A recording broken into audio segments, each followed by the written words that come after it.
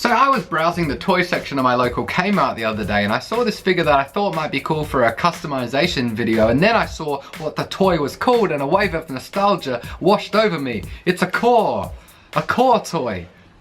No? Core was like probably my #1 toy as a kid. Some of you might remember what I'm talking about. The rest of you are probably just getting mad because I mispronounced G.I. Joe. No, the Core were not G.I. Joe, but their resemblance to G.I. Joe was pretty intentional. To explain the whole crazy thing, I kind of have to do a quick history lesson.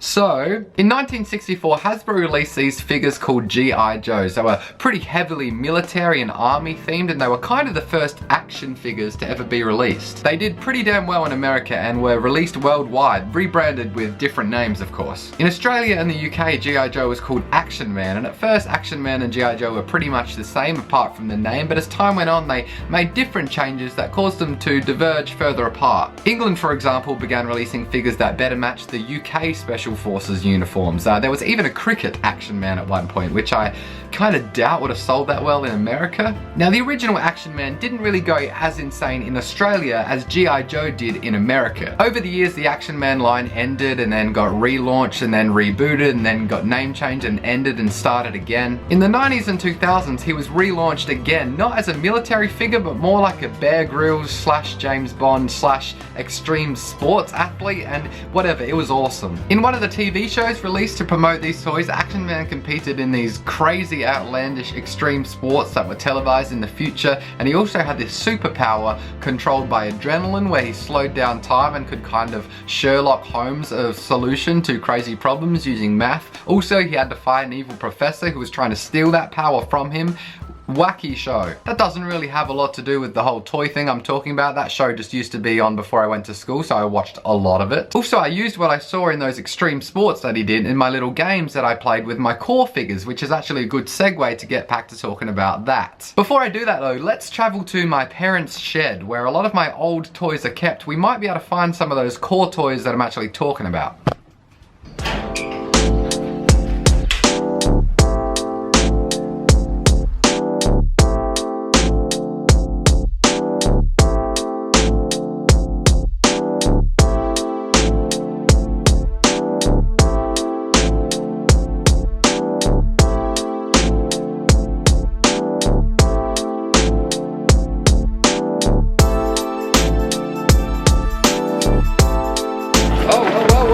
We got an Action Man. He is missing a hand.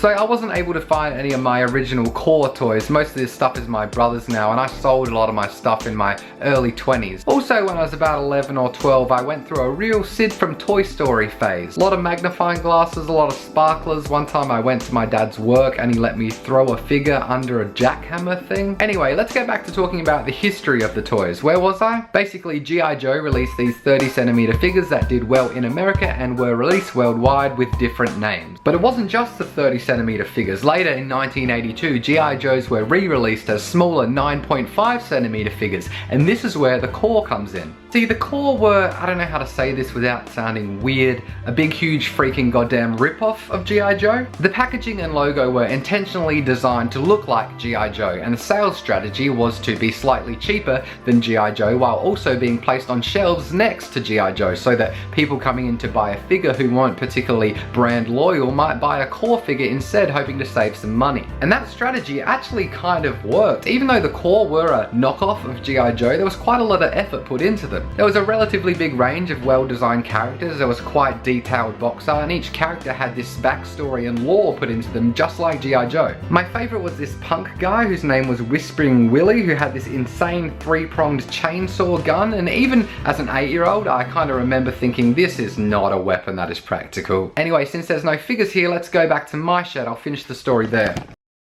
Okay, so remember earlier when I said that Action Man didn't go as insanely popular in Australia as G.I. Joe did in America? Well, years after G.I. Joe kind of faded out, that didn't stop the Core from entering the Australian market. Which is why when I was a kid, the Core were the figures to have. I grew up in the 90s, so a little bit after G.I. Joe's glory days. Don't get me wrong, G.I. Joe was kind of around. I vaguely remember having one of the figures from when G.I. Joe did a crossover with Street Fighter, which is a pretty insane collaboration collaboration I could do a whole nother video on. Point is, when I was young, my friends and I, we wanted core figures. The core have been around for a while. They kept going after G.I. Joe stopped, and I can't really think of a single time in my adult life when I haven't walked into a toy or department store and seen some kind of core figure on the shelf. So what's the difference between G.I. Joe, Action Man, and the core? Well, G.I. Joe was the original army action figure, Action Man was his European counterpart that eventually became his own thing, and the core, they're a rip-off of a thing that eventually outlived the thing they were ripping off. Now there's a lot of details I skipped over in this video in regards to international name changes and rebrands and reboots and all that. I didn't talk about Action Force, which was the European version of the 9.5cm G.I. Joes that eventually I think got bought out by G.I. Joes and had their name changed to G.I. Joes anyway. It's insane, it's hard to keep track of. Honestly, I got in pretty deep while researching this. I watched a 1.5 hour documentary about the history of Action Man in the UK. Probably didn't need to do that much research. I found out there's people way more interested in this stuff than me, and if you're one of those people watching this,